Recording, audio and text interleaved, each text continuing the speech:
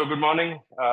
10 a.m. on a Saturday is not the most social hour, especially after a long week at work. So I appreciate you all taking the time coming to our lovely offices here in Vadodara.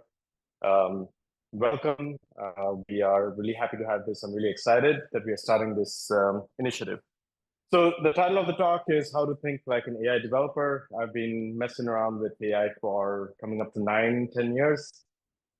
So this is actually a pretty personal topic, right? So I'm going to talk through my experiences, like how my journey as an engineer and PowerPoint monkey evolved over the last 20 plus years. As Vrunda never tires of telling me how old I am. So yes, I'm pretty old, 20 years plus of experience.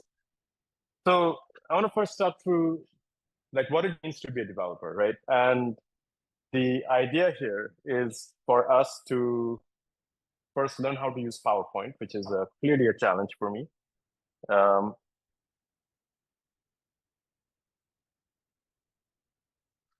So first I want to reflect on my journey in this career. A lot of here we have people who are just starting their careers. I think there are people who are midway, people who are a third of the way through their careers and so on. When I started, 2003 is when I graduated. So 2003 for, actually, I know there's lots of people who weren't born in 2003. Good for you. So in 2000 was the big dot-com boom. This is when the first wave of web companies started. I was very enthusiastic. I'm from Baroda myself. I grew up here.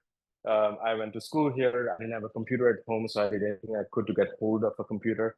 I was a nerd from a very, very young age. So I was in the UK. I moved to the UK for high school, for university. When I started college in 2000, I was like, yeah, I'm going to graduate. I'm going to become a dot-com millionaire, right? 2003, everything blew up. There was a dot-com crash. I made 500 job applications. I didn't get anything. So I started my life in back-end development in investment banking. So I joined Citibank. And at that point, this is pre-broadband-ish. This is pre-web apps everywhere. This is pre-Ajax, anything like that. 2004, 2005, when I joined, everything was about the desktop. .NET was the new shit on the market. You're going to build really amazing desktop applications. But then, as usual, life had other plans, disruptions.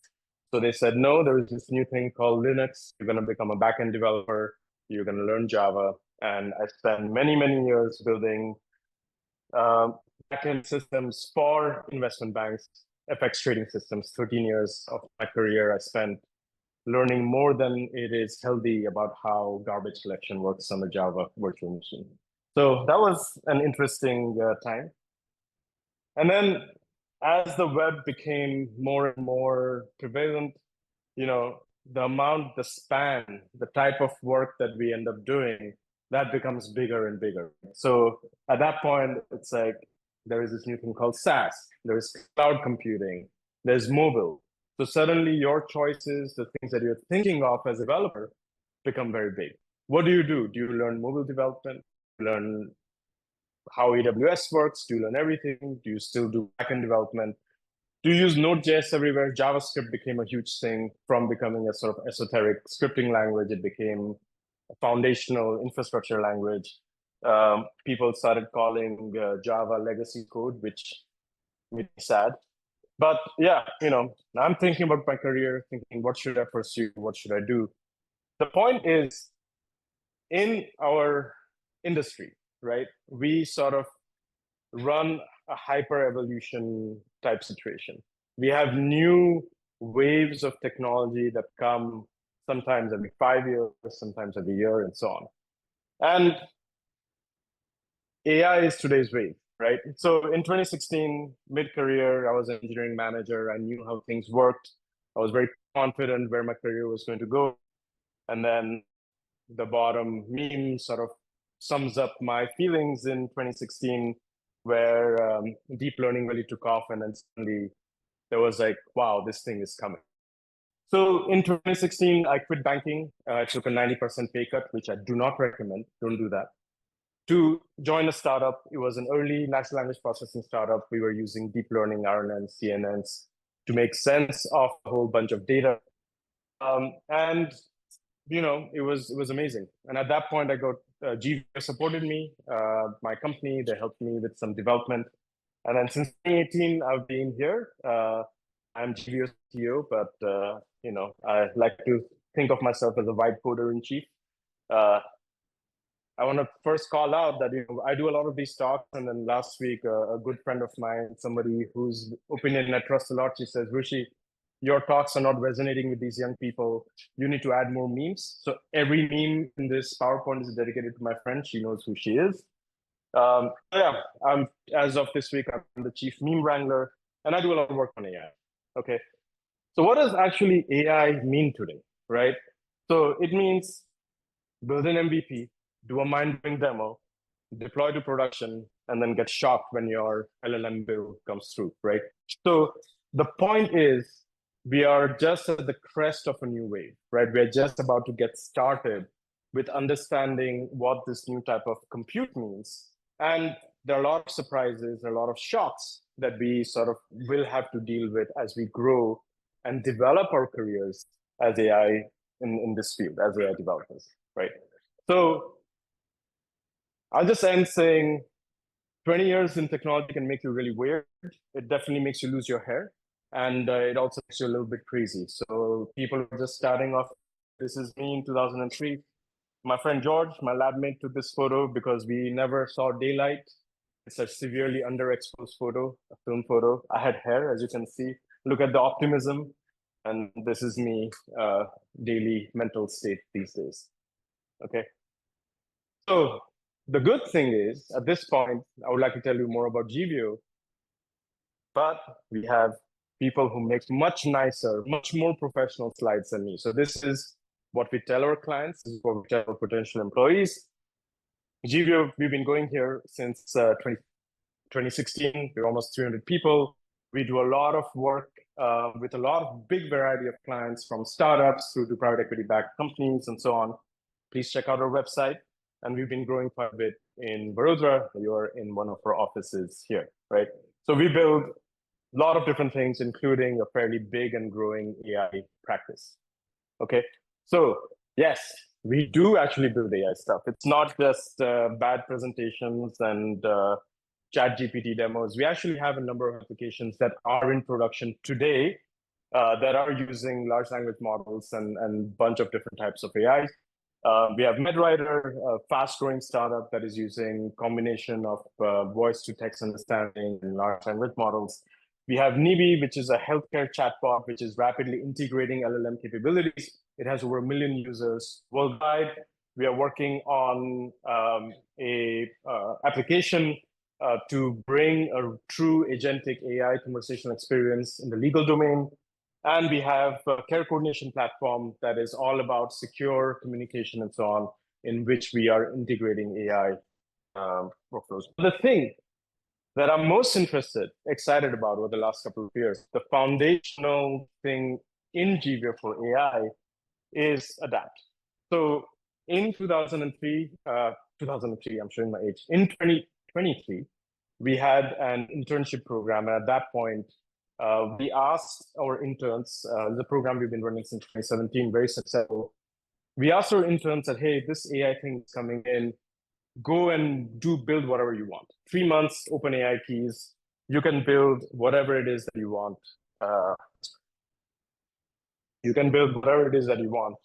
Go crazy. So some people are more crazy in that group than others. They're actually at the back there. You can say hello to them. They decided to build a tool that did automated video transcription and Q&A on that. And I was so blown away that I decided to use it for my own consulting gigs that I do for Jeavio. And that became the foundation of a tool called Adapt. So Adapt is the tool that we have been building for the last 2 years. It is used very broadly in Jeavio. It is how we get people who don't have an AI experience up to speed. So we use it for knowledge management, but it is evolving rapidly into a platform that can be used for many, many different things. We have successfully used it as a testing ground for natural language processing and AI engineering. And before we even went live with client projects. Now we have 5 of those going live in AI. We have 40 people working in AI in Jeavio. It allows us to get real-world engineering and AI concepts like intent detection, data modeling, semantic search. All of these are foundational things, in AI. Okay, so I'm sure in future sessions, those that Jeavio hosts, you'll learn more about Adapt. But let's take a step back. What is this AI that you talk about, right? You will see many people on LinkedIn, including myself, saying I am an expert in AI. But what today we talk about AI, we mean, what do we mean? What usually when you see somebody in AI saying I'm an expert in AI, they typically mean large language models, right? ChatGPT and so on. But that is just the latest iteration of AI, right? 5 years ago, people who said they were experts in AI, they talked about deep learning. 5 years before then, there was an AI winter. Nobody talked about AI. If you mentioned AI, they thought you were crazy. In the 1980s, it was all about symbolic AI, where you have massive rule-based systems that can help you make sense of the world. So right now, this is the kind of situation. You look at something and you say, is this AI? I don't know. We'll find out. So we've been talking, like I said, about AI for a long time. So this picture is known as the Mechanical Turk. This is from the late 18th century. This thing went viral in late medieval Renaissance Europe. Basically, it was a chess-playing robot. People were blown away. Wow, you know, an angel has come down and possessed this Mechanical Turk and it can play chess, but actually it was just a dude hidden underneath, moving the pieces around, right? So people have been fascinated means to have artificial intelligence, and this is something that we've talked about for a long time, right? The notion of a golem, Golem, in the Bible is basically a clay statue that comes to life, right? So that is another form of AI. But in terms of modern AI, the foundational, like what really kicked off modern AI was in 1956, at the end of the Second World War, about a decade on, a bunch of white guys got together in a college called Dartmouth, and they decided that in 3 months' time, they're going to solve all the foundational problems in computing. They're going to build an artificial brain in 3 months, and that was in 1956. But some of the ideas and notions, things like symbolic understanding, means to actually, what does artificial intelligence actually mean? The concept of things like a Turing test, right? How do you actually build that? That all came from around that era, right? So these group of folks went on to become extremely influential in the field of AI. And then today, I still don't know how to use PowerPoint. Today, we have ChatGPT, complexity, and so on. Today, we are in this situation where we are using AI tools. A lot of you, I'm sure, have used one of these tools at some point.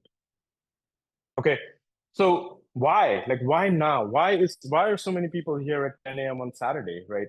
It's because we are truly in a sort of disruptive AI wave, right? There's a lot of excitement.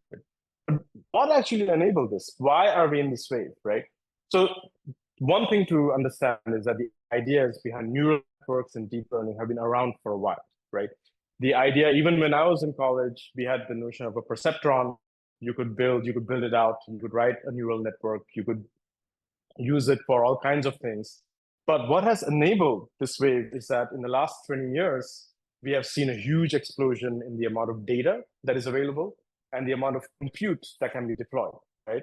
So along with this, I've had significant algorithmic improvements. So can someone who is not can someone tell me what this diagram is about, what architecture says? It's a transformer.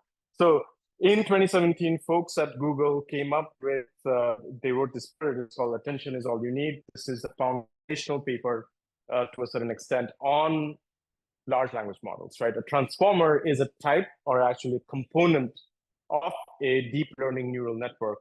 And the algorithmic breakthrough in the transformer is where basically it could become really, really good at next open prediction, right? So we'll talk about that a little bit more. But if anyone wants to sort of understand why this is important and what is driving this, I mean, there's lots of YouTube content, a lot of stuff you can read about the transformer. I strongly recommend that at least you get an intuitive understanding of how these things work, okay? And then finally, massive investments, right? When there is a wave, an AI wave, it always, or any kind of technology wave, it attracts a lot of cash, right? You have seen the mind-boggling numbers people are raising to train these models. But actually, these two things are related. In order to build an internet scale large language model, you need to have internet scale cache, right? When XAI's Grok model was trained, they deployed and built out a whole data center in a few months. And then they trained this model that cost almost $250 million, right? So as models have been bigger, as we've improved the algorithms, we've added reinforcement learning and reinforcement learning with human feedback to improve the core transformer architecture.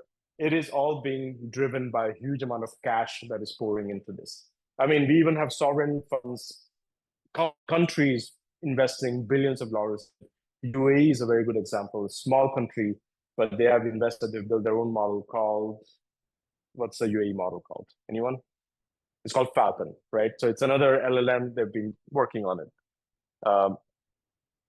So this is where things become techy. So this is hopefully why you're here. So what are large language models, right? So basically, think about it, right? A good mental model is that they are AI systems that are trained to understand, and I'm using understand in air quotes because they don't actually understand anything, but they're trained to understand and generate text, right? Human-like language. So what happens is when you type something in ChatGPT, all ChatGPT really is doing is trying to predict what is the next word that should come after the thing that you've typed, right? So we call them words, but actually they're known as tokens, right? So what it means is they take these huge data sets, they break them down into tokens. These models are trained to basically say that if you see token A and B, given your training set, try and predict what should come after A and B. It'll be C, right? Because the alphabet is very common in the data set. So similarly, if you have a sentence like the cat sat on a table, you have lots of common sentences like the cat sat on a table, cat sat on a chair, cat sat on a sofa, but not that common sentences like the cat sat on the pineapple, right? So in ChatGPT, if you type in the cat sat on, it is very likely that it will respond with a common word, right? It is very likely that it will respond with a word like sofa or chair or whatever. So they're trained on billions of words. This is very controversial. They have, all these companies have scraped all the data on the internet, right? And there are now allegations that they're scraping data that they should not have access to. Transformers basically they're training, instead of knowing facts, they're sort of making predictions based on what makes sense, like I mentioned, and then they generate the response, okay? So in a sense, it's kind of trivial. All it is doing is that every word that it is predicting is a probability. It's like picking. It's a probability distribution over the training set. And it usually picks, if you don't give it any parameters, it will pick the most logical next token. And that's very good at all kinds of things. If you use it, who has used GitHub Copilot? Right? A lot of you guys have used it. So if you use GitHub Copilot, basically even code completion is the same logic. What is happening is that they've been trained on huge corpuses of open source and other code bases. So it knows that when you type in system.out in Java, it's very likely that the next token is going to be println, because that ends up very, very often in the corpus that is used. Okay, so I just want you all to understand one thing before we move on, is that people talk about LLMs and they say, oh, ChatGPT or DeepSeek and so on. Just remember that DeepSeek, ChatGPT are applications that are built on top of LLMs, right?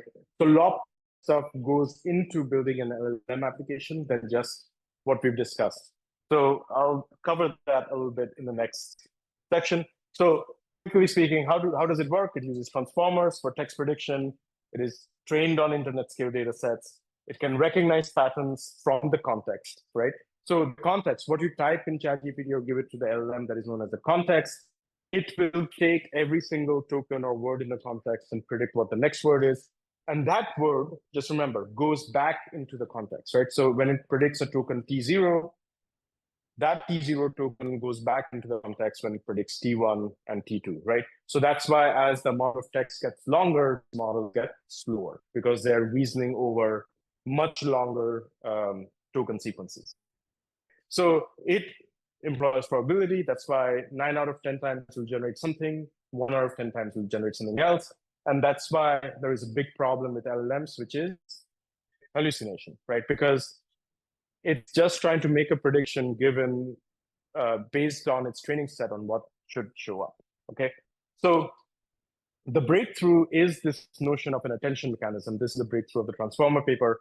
Maybe in a follow-up AI community session, we can do a deep dive in exactly what transformers do, but this, I am too much of a pointy head manager right now to go into that.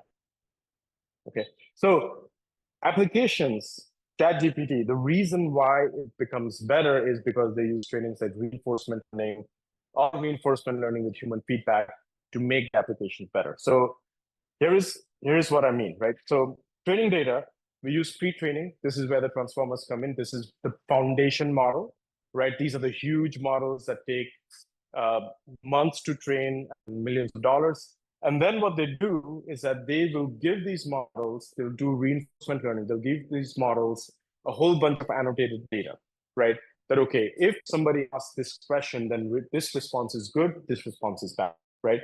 So this data is what drives the tremendous improvements that we've seen in the last year, right? So reinforcement learning from human feedback, RLHF, was something, if you really want to understand it, the Llama 2 paper by Meta that was released about this time last year, it really gives a good, deep understanding of how the whole thing works. So what is happening, right, is these companies are spending millions of dollars paying people to annotate and generate post-training data, which is which are used for reinforcement learning, and that leads to much better behaviors like instruction following, structured output, right? So today, if you use ChatGPT, you can say, generate a JSON object for this, and it'll do a much better job than it did even 6 months ago, because newer versions of these models have much better reinforcement learning data that really drives improvements, okay? Yeah, sorry, there are no memes on this page. Somewhere it has to get a little technical. So why are we here? Today we are talking about, okay, now we talk about what LLMs do, right? We've talked about transformers, post-training, pre-training. So what actually does it mean from the point of view of a developer, right? Now, obviously, some things are very clear. You can use GitHub Copilot or Cursor or Windsurf to really speed up your workflows. But if you're building applications, you also need to think of design patterns, right? So what is going to change if you look at a typical application? So I made an attempt here. So right now, if you look at a typical SaaS application, you log in, it has a set of rigid UI and APIs, right? You have your drop-downs, you have your text fields and charts and so on. From a user perspective, the UX is very clear. You go and change things. So this is sort of moving or could move towards more flexible conversational interfaces. Chat, but also voice. And also being able to, where a user can tell the application what they want to do, right? So instead of saying, you want to draw a graph, here you can have a pie chart, you can have a drop down of a pie chart, a scatter graph or whatever. The user can say, okay, analyze the data from the last week, draw a pie chart, and it just goes and does it, right? So we are moving towards flexible conversational interfaces, very significant challenges in UX, right? How do you think about it? It's a fast evolving field. I think it's a really exciting time to become a UX developer because you are thinking about how conversational design works, right? We are moving from rules-based processing. Basically, you're writing code. It is, if this, then blah, blah, blah. You're moving towards understanding-based process. So what I mean is, as Brenda astutely pointed out, that the language of development is now English. We're using prompts, but there's a wide variability in the type of prompts that you can use, right? I can write a prompt which is like solve this problem. Or I can write a prompt which says, write me a blog post. Or I can write a prompt which says, write me a blog post that covers this. Here is the type of tone that I like. Here is the type of here are some examples of writing that I like. And the output that you get from those two prompts is significantly different, or could be significantly different, because you want to make sure that the underlying LLM has the necessary context to generate the type of output that you want, right? So prompt engineering, we're moving from very rigid rules-based processing to sort of telling an LLM what you want and giving it examples and giving it time to think and all this kind of stuff. It's sort of like talking to my 5-year-old. So it's interesting. So data. We are very used to databases, relational databases, document bases, and so on. Again, very guaranteed what the data is going to be doing. So in addition to those, not a replacement, but in addition to those, we have new concepts like vector databases, which is basically a derived representation of data, right? So instead of storing text tables, you are taking your data, you're generating a mathematical representation, you're storing it in a vector database, and then you're using techniques like retrieval augmented generation, which I'm sure you all will talk about in the coming months. And then even one way of thinking about it is that even the LLM itself is a database, right? A big criticism of LLMs is that they are just basically compressed data. It's just a lossy, compressed representation of internet data, right? There's a famous article by one of my favorite writers, Ted Chiang, where it basically says like, saying that an LLM has knowledge is like comparing a blurry JPEG of a photo with the real world, right? At the end of the day, a blurry photo is just a lossy representation of rich data that actually happens in the real world, okay? So in a way, when you're thinking of building an application, you could use the LLM's knowledge as a type of a database, but you need to think about whether you have the tolerance for inaccuracy, tolerance of like low resolution data. Okay, we'll talk about that a little bit more. The most difficult job, and I mean it sincerely, that is going to happen is QA, right? If you are coming from a world where you have very clear quality assurance steps, where you know that, okay, if I run through this set of test cases, I'm pretty confident that it's to work, suddenly that doesn't mean anything, right? If you're a QA person looking to truly test a large language model, you need to understand that we are not in deterministic world, we are in probabilistic world. It means you need to think about how do you actually judge whether the quality of the output that your application is generating makes sense. Okay, so we at Jeavio, we have some very smart people, of course, but we've come up with ideas. So one idea that one of our QA engineers came up with was that, okay, when you have an output, you take the output and the input and you give it to 3 different LLMs and you get it to judge what the output is. And then you take an average of the LLM judge to say whether this is accurate or not. And you take a consensus-driven approach saying, yeah, this looks good. Test is passed. Now, this has to be done. Something like this has to be done when you're doing transcription, you're generating text, but you can also use a bunch of other techniques, tool calling, code generation, to try and take probabilistic world and push it back into deterministic world to make sense of whether things are working or not, okay? So how to think about these applications? Like, okay, you have joined a new company or you decided to start from startup. You have this fantastic idea that you are going to build, and it's going to be built on LLM capabilities. So you now have to think about how you're going to structure this application, right? So with our experience, this sort of layered approach is sort of what makes sense to me. May not make sense to you guys, but this is sort of is a good heuristic that we follow at Jeavio to build AI applications, right? So it goes from foundational at the bottom to domain specific, i.e. very specific to your application. So at the bottom here, it's very similar to how you build any modern application, right?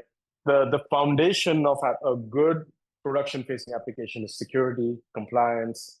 It is the ability to manage costs. It is good monitoring. If all of that breaks, then good luck to you, or you are not truly building a production application, right? So We call this ML ops or ML operations, but actually it's a combination of DevOps, security. It's a combination of what we've learned of building and deploying applications. Very important is going to be cost management and monitoring. We'll talk about that shortly. But that is a foundational capability that you need to think of as a developer or architect or manager when you're building a new application. On top of that is backend services. So this is, again, we have a lot of learning now as engineers on how to build modern applications, scaling, Dockerization, cloud, and so on. But in addition to this, when you start using LLMs, we are sort of regressing a little bit, right? So back in the day, going back to my experience, when first internet applications came out, we did not have guarantees of broadband connection. So we do not have guarantees that internet connectivity will be there. So when you had to code very defensively, what happens if the connection drops? You needed to understand at a foundational level, how does TCP/IP work? How does Nagel's algorithm work? What happens if suddenly you're seeing big latency spikes between your application?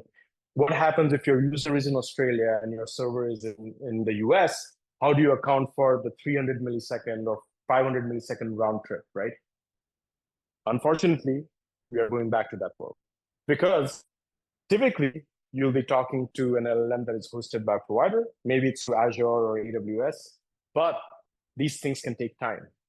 If you have a big complex prompt, it takes not milliseconds, but seconds, sometimes minutes for the response to come back. Under times of high load, these things start timing out, right? Because there's so much demand. So as a backend developer, as some of you are, you will need to think about, okay, how do I make a application that can tolerate a pretty wide variety of latency issues, pretty wide variety of availability issues. This will improve, I'm sure. Then there's data representation. What data makes sense? What we're trying to do with this LLM, right? So obviously, LLMs generate text. They're being multimodal, but text is the answer. But a lot of times, what happens is if you just rely on text, if you just give it unstructured data, it's going to make up stuff. It's going to hallucinate. So we've done a lot of work around things like knowledge graphs. Okay, what makes sense in the context of this LLM, right? So this is also known as graph RAG approach. I believe it's one of the discussion points for a future session. How do you combine unstructured data and structured data and give it to your LLM so that it can truly make sense and give you accurate output? Okay. When we talk about conversational, then this is where things become a lot more interesting and exciting. Here is where we talk about core AI concepts, okay, agentic workflows, conversation planning, intent detection. What does this user actually want to do, right? So this is where a lot of creativity and fun of actually building these applications come in. This is where you think, all the hotness of agents and this and that, it's all happening at this layer. But unfortunately, most of your time will be spent here, okay? So at the conversational AI layer, this is where we've been learning a lot very, very fast in the last 2 years or 18 months.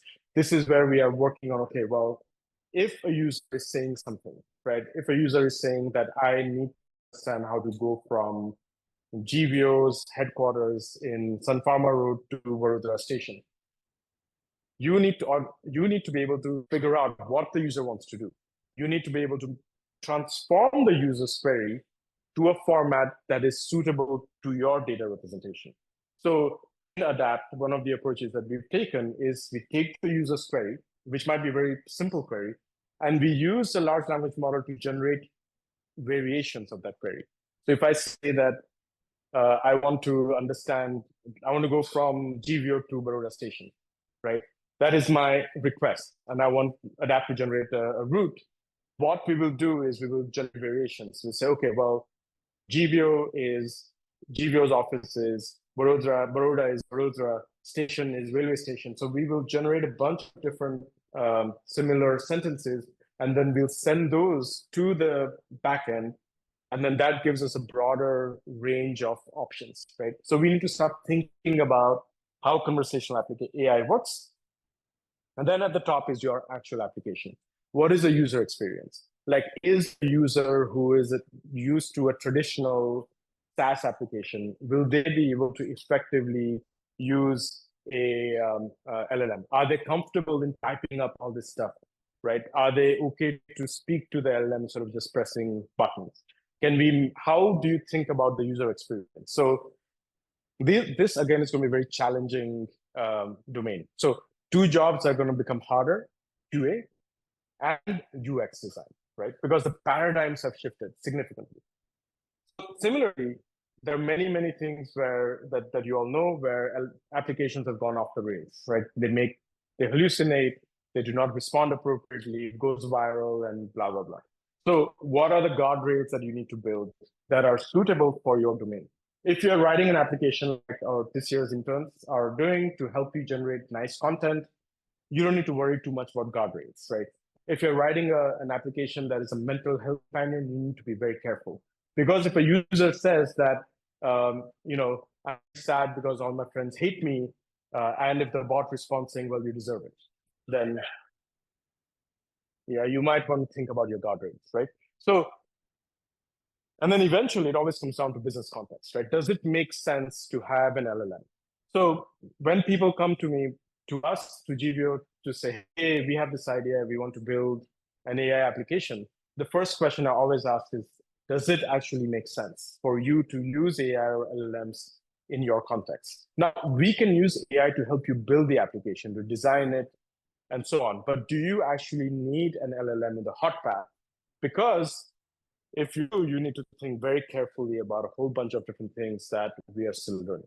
Okay, so this is the crux of today's talk. If you don't remember anything, just sort of think about what goes into building an LLM-powered application. This is a new domain, just like when cloud came, just like when mobile came, we needed as developers to rethink what our assumptions are, what our mental model is, right? And you all, people who are interested in building AI, you all will need to do the same thing, and this will evolve. And maybe in 6 months' time, this will become redundant, right? Because the models change. But in general, one thing to remember is, what is the mental model? What makes sense when you're trying to build an application? Okay, that's great. AI is hot. It's like the initial dot-com boom. We're all going to go and make millions building AI applications, but brace yourself. Costs are coming. Okay, so big challenge, right? So we talk about prompts. There is no prompt compiler, right? People are building something like that. But if you write code in Python or Java or JavaScript or whatever language you're using, you get very clear feedback whether this is going to compile, whether the syntax is correct or not. You can do static code analysis. It'll tell you the cyclomatic complexity of your code, performance issues, and so on. With prompts, it depends. We use Claude Workbench quite a lot. It helps with some of these things, but the tooling around prompting is very poor. So you rely on heuristics, trial and error. You try and figure out what doesn't make sense. It requires extensive experimentation. We talk about performance. APIs can be very slow. This is another important thing to remember. We've all become used to cloud. We've all become used to zero marginal costs, right? What does a marginal cost mean, right? A marginal cost means if you add something in the input, the cost is going to increase in proportion to what you add to the input, okay? In modern SaaS type computing, cloud computing, typically you deploy an application and that your fixed costs, infrastructure costs are not going to change as you scale. And you might get a point where you need to then deploy and you need to use load balancing, you need to increase your costs. But it's step function, it's kind of predictable, right? You know that, okay, once the number of parallel users goes from 10 to 100 to 1,000 to a million, I will need to invest in the cloud costs in order to serve those users. When you start using LLMs, what happens is that you are being charged for every token that is being consumed and every token that is being generated, right? So there is input costs and output costs. So it means that a lot of things go a little upside down, right? A good metric for a SaaS application is user engagement. How many people are using your application, right? It means, great, a lot of user engagement, people like using this application, you're a product manager, you get a nice bonus, you buy a Ferrari, right? However, You have an LLM application and it goes viral, and suddenly users are using it all the time. What happens? The token consumption explodes and your company declares bankruptcy. So a metric that is very obvious, DAUs, MAUs, blah, blah, blah, suddenly you have to say, oh man, does this actually make sense? I actually want to build a viral experience in my application. Do I have the appetite to pay my OpenAI or LLM bills? Let's go back to that meme that I showed you. This is a very common pattern. Okay, so obviously there are engineering approaches. You can use caching, you can use cheaper models for certain workflows, you can use more expensive models for certain workflows. You can sort of make sure that if you detect that there is a lot of engagement from a user, is it because the user is getting frustrated and they're in a loop where saying, no, I didn't mean order khaman, I meant order dokla. I didn't mean order samosas, I meant kachori, right? What is going on? Understand what the user is doing. Sometimes a lot of questions, a loop of engagement is because the LLM is doing a poor job at intent detection, right? Going back to what's going on. So from a product management perspective, right, we've talked about development, we've talked about QA, we've talked about UX. Product managers, some of you here have an interest, hopefully, in product management. They have a very challenging job as well. What are good metrics to think of when you're building with an AI application? What makes sense? What kind of engagement do you want to drive? What kind of user experience actually makes sense? And cost optimization keeps coming back as a serious challenge, because LLMs will get cheaper. As they get cheaper and more performant, you end up using them more and more and more. So your costs will still increase linearly because there is a marginal cost. Okay, so predictability, we've talked a lot about hallucinations. Hallucinations we've done probably is one of the biggest areas of research in LLM. There are a whole bunch of engineering techniques and ML techniques. So reinforcement learning with human feedback was built to address hallucinations. Visual augmented generation was used to reduce hallucinations. And then we talked about QA, right? Very cool. So one thing to understand is, despite all the billions of dollars that we've spent, LLMs are like monster aliens. We do not have a theoretical framework to understand how LLMs work. Okay, think about this. We are betting our industry or big parts of our industry on the back of AI development using LLMs, right? But it is like hoping that an alien will listen to you and will do what you want to do. Now, I really like this. This meme is a little old, GPT-3, so clearly a couple of years old. But what I mean is techniques like reinforced LHF basically are showing you they're constraining. You've got a huge model doing God knows what. You've got reinforcement learning, and then you've got reinforcement learning with human feedback, which constrains the output of the model to make it happy and friendly. So that's when I write a pathetic LinkedIn post. ChatGPT says, "Great try, but how about we change something else?" Right? Maybe the neurons are being activated as saying that I'm so sick and tired of these humans using me to generate AI slop. I can do something else. Point is, one thing to remember very clearly is that we do not have a theoretical framework. Companies, Anthropic, who make Claude, they're doing a lot of work on explainability, right? So, but it's kind of like sending a submersible into the Marianas Trench, the deepest part of the ocean, and then turning on a flashlight and seeing around you, and then trying to make predictions about what the bottom of the ocean is, right? You have a very limited view as to what is actually happening within the AI. So this will maybe improve, but you also have to remember that the size of these models is getting bigger and bigger. So there is this notion of a mixture of experts, which is a new technique in LLMs. Who's heard of this?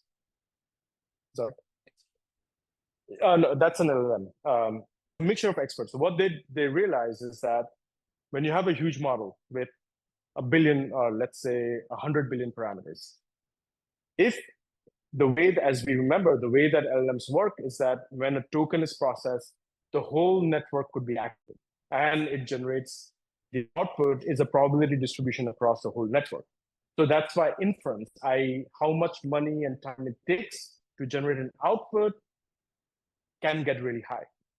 So they came up with this idea that actually we can divide this huge model into a set of like 16 or 12 models. And then introduce a layer so that only a section of the model is activated and it generates a token, right? So it's sort of like saying that instead of one person who is an expert in everything, you are going to have a meeting room full of 12 people. And when there's a question about Python, one person answers. When there's a question about QA, another person answers, right? So instead of one expert, you have a mixture of experts. But the problem is, this works great. DeepSeek uses it. You should read the DeepSeek paper on the foundation model. They go into a lot of details about how mixture of experts helps with cost optimization, but nobody actually knows what is a good way of breaking this down, right? So these things are mysterious monsters that we are trying to gamble our futures on, and hopefully they'll be kind to us, but who knows? Okay, so what does it mean when you're working as a developer in 2025, right? It's kind of like this. You are a developer and you're riding a crazy horse, right? If you're skilled, you know what your horse responds to. You can be an amazing equestrian athlete. If you are not so good, if you don't really understand the mental models useful, you can get thrown off very quickly, right? So what have we learned building LLM-powered applications in Jeavio is that it's blurring not just the way that you write code, it's blurring the way that you think about how you specify code, right? So the life cycle between requirements, specification, code documentation is all blurring, right? You can use an LLM to write your user story or refine your user story. You can use an LLM to take your user story and write a design spec and iterate with the LLM to make the design spec compatible with the engineering practices that your organization follows, right? You can give, here is a document that is how we do cloud deployments. We must use Terraform. We must have this and that and load balancing. You can give it to the LLM along with your user story and say, write me a design spec. You can take the design spec and you can put it in cursor and say, given this design spec, generate me the code. You can take that code and say, given this code, generate the documentation. So we have seen like a rapid acceleration in this cycle, right? So talk about AI assisted coding. A lot of your time will be spent, like I said, on like prompts. Okay, if a prompt is doing something specific, how do you actually determine if this prompt works? If it doesn't work, if you need to change anything, right? You need to figure out, okay, we've upgraded the model from Claude 3.5 Sonnet to Claude 3.7 Sonnet. Suddenly, the output, suddenly tool calling has stopped working. And then you dig into some Reddit posts that somebody was doing me yesterday, and they say, oh, actually, yeah, you need to tell the model that, remember, you have tools. I mean, what the hell? I mean, is this software development? Is this what we've become? We're begging LLM, please remember you have tools. You got to use these tools. So AI wrangling, it's and we're finding that actually small teams can work really, really fast. We can develop really quickly.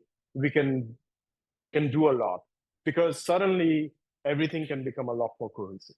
Okay, so when we build teams, so Vrinda runs our R&D team. We have about 40 people, like I mentioned. When we think about what that team should look like, we try and optimize for cohesion and productivity, right?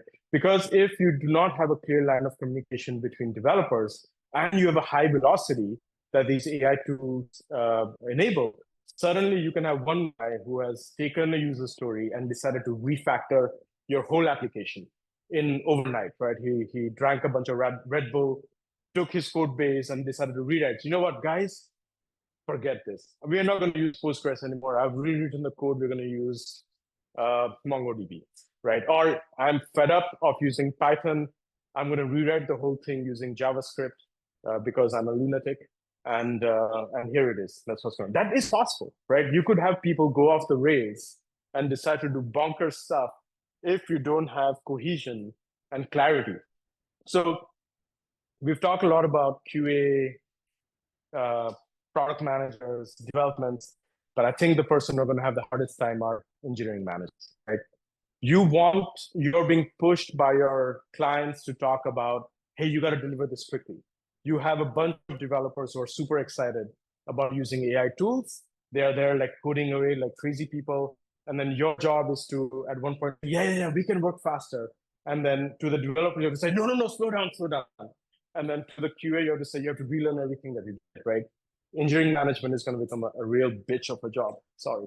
But so what happens? Shorter projects, rapid experimentation, higher velocity, right? So let's take a step back. Let's talk about the bigger picture as I come to the end of this rant. Things are going to get very interesting in the next few years, right? OpenAI, for example, it has its whole ethos to say we want to bring in AGI or ASI. AGI is artificial general intelligence. So what OpenAI is saying is that we are somewhere between, they came up with this thing last year. So level 1 to level 5 of AI. Level 1 is chatbots. Level 2 is reasoning, human level problem solving. Level 3 is agents, systems that can work autonomously. Level 4, innovation, when AI is coming up with new stuff itself. Level 5 is where AI basically becomes a whole company, right? A company is no longer a group of people, it is basically a group of AIs. So we are somewhere between we are somewhere at 2, maybe. We are sort of moving towards 3.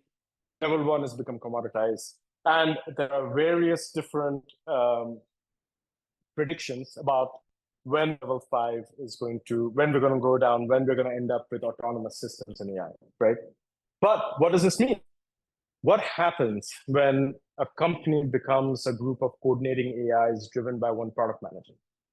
This is a pretty scary graph, and I'm sorry for those who can't see it. I'll try and explain it. There are 3 scenarios. One scenario is the red one. It's aggressive AI. This is when we have the emergence of AI very quickly. The other one is called baseline AI. This is when they're trying to just predict the improvement in AI capability over the last couple of years and project it forward the next 5 years. And number 5 is traditional, like what would happen if there would be no AI, right? So they are saying that in terms of output, we can see traditionally over the next 30 years, the green line, this is improvements this is just what has happened in the last 30 years. Computers, improvement in productivity, and so on. If you have aggressive AI, you see this becoming an exponential, right? So in 5 years, 5.5 years, 10 years, you have 4x in output. If you have baseline AI, that becomes 20 years, right? This is just research. Who knows if this is accurate? This is in terms of wages, right? If AI is doing a lot of the work, why should we pay for the most expensive component in a company? What is the most expensive component in a company? People, right? So AGI shows up, AGI doesn't show up, wages go up at the rate of inflation, or whatever, 5-6%, whatever it is that we've seen. Aggressive AGI shows up, in 5 years, wages go to 0. Why? Why should I pay you when I can build an AI agent that can do the work that an expensive developer is doing? What is the point, right? In a baseline scenario, it could go to 0 in 20 years. So this is obviously a pessimistic scenario. Nobody knows when AGI is going to happen, if AGI is going to happen. Actually, my take as a hardcore science fiction enthusiast is that LLMs will end up probably being a dead end in terms of true artificial general intelligence. We will need to add something more to it, probably some sort of symbolic logic, some sort of experiential thing. You can talk to me about my nightmares about AI over tea if you like afterwards. I will not waste more time. But I want you guys to remember that this is another way, right? A pessimistic scenario is that AI comes in and there's no need for humans. But an optimistic scenario is something that we have lived through already, right? I remember when there were no computers in offices. My mom used to work for Gujarat Sales Tax. As a kid, 1985, 1986, she would take me to her office in the summer. You walk in and the stacks of files. People working, calculating, tabulating. Just watch any movie from the 1970s, you'll get a good sense of like what office work was like. Today, obviously, you go into an office, computers everywhere. Accountancy used to be a manual profession. I did my SSC here in Baroda in 1990 something. At that point, I had to do a typewriting course, so I know how to type up what a balance sheet looks like, right? So, but now everybody uses Excel. So does that mean that there are no accountants? Obviously not, right? What has happened is that technology makes for more productivity. It opens up the span of that can be done, right? Excel was supposed to replace accountants. Instead, it make the job much more productive. And then things like GST are a direct downstream implication of technology. Hey, now, if everything is going computerized, then why not introduce something like GST? We don't need to have a sales tax department, right? So this is a pessimistic scenario. An optimistic scenario is that there will be more and more demand for software. And when there's demand for software, you need people, the people using the software can be human. So you need people to design the software so that humans can use it, right? So I'm more of an optimist than pessimist, but it's a possibility. Either way, what's happening is we are going into what is many people are calling an exponential age, right? For humans have been around for almost 1,000,000 years. We only got writing and we only started agriculture about 50, 60,000 years ago. We only got writing about 2,500 years ago, right? We only got industrial revolution only happened 200 years ago, 250 years ago. Computers only became popular and useful and productivity enhancing 20 years ago. AI only showed up 2 years ago. You see what's happening to these numbers, right? If you look at human capabilities and timelines, it is not going to be linear. It's going to be an exponential. So we are already in an exponential age.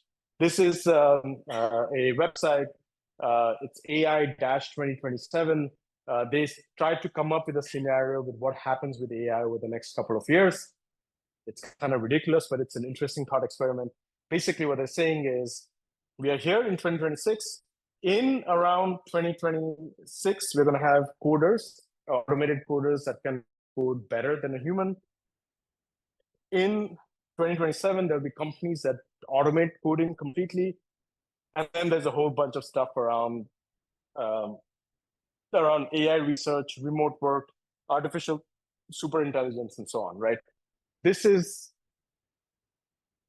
what my thought was when I read this. I was like, this is sci-fi. Is this sci-fi?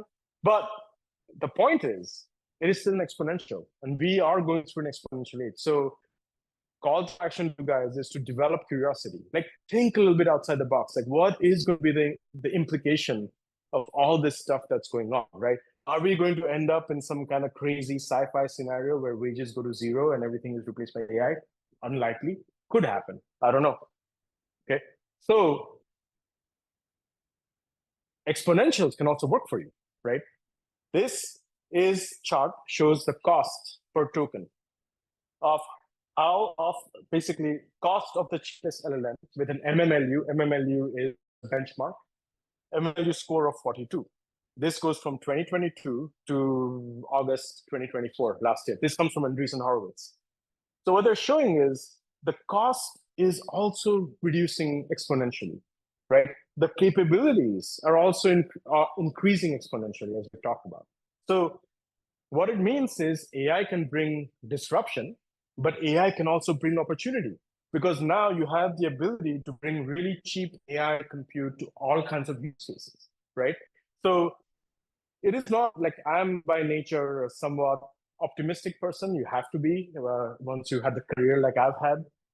So I believe that actually, like Uday told me when we were talking about whether we should invest in AI, I was saying that I was having nightmares about like what's going to happen. And he says, look, just think of it like as a tide that floats all the boats, right? So that is an optimistic scenario. And I believe that, right? So as developers, as QA, as everybody else, we are navigating disruption, right? So who watches Game of Thrones? Anybody watched or read Game of Thrones, the TV show? Some people have. So there is a character in season 5 or in the 3rd book who says that chaos is a ladder, right? Basically means when you have disruption, you have the opportunity to upgrade yourself, right? It's like snakes and ladders, right? Everybody's played snakes and ladders, right? It is like you roll the dice and suddenly you're at a ladder and you can jump up a whole bunch of levels. At Jeavio, what it means is for us, we now don't really care that much about whether somebody has 10 years experience or 2 years experience or whether someone's 20 years experience. Because we are navigating a new paradigm shift, people who are literally coming out of college are building products and features that we are staking the future of the company on. And that is not even an exaggeration, okay? Because opportunity, right? If somebody becomes an AI native developer, they have the opportunity to make significant changes in the way that we work, right? So optimism. So speaking of opportunities, right? Why did we actually start this session, right? It's because we believe that Vadodara, despite being a smallish city, right, we are not as like high profile as Hyderabad or Bangalore or some of these other big metros where there's a lot of AI stuff going on, right? People raising money, building cool apps. We believe that because of our location with access to so many good universities, because of our ability to attract people who want a little bit more normal life compared to what you get in Pune or whatever, because of our access to really smart people and our experience of hiring, training, and developing these over the last 9 years, Vadodara presents a great place for us to build an AI community, not just about Jeavio, but about working together, sharing ideas, of learning together, right? So what did I say? In order to be successful, you need cohesion, you need good communication. And if you're going to build a community here, that communication isn't just limited to one team or one group or one company. That has to be something that we build together as a community, right? So Jeavio stands behind this. It stands behind our continuing investment in the city. And it stands behind our continuing support for this group, starting with this kickoff event. So that basically ends my talk. Like, this is just a slide showing like how we tend to build AI applications. We can talk about this over tea, but I'm at time and I want to thank you all. I hope this was an interesting talk. Please come find me. You can email me. You can find me on LinkedIn. Luckily, there's not that many other Rushi Luhars on there. We have a lot of people. Look out for the people in black t-shirts. We have a lot of folks from our R&D team here, from our management team here. Talk to us. Hope this was a useful event. Thank you very much. Again, I want to thank everyone who helped. A big, big thank you to our marketing team. We have Parul here. We have Chandra somewhere. There is. We have Kriti and our facilities team. We can't get anything done without them. So thank you. Open for questions. Anybody has questions, thoughts? I'll try and answer. So that's it for me. Thank you.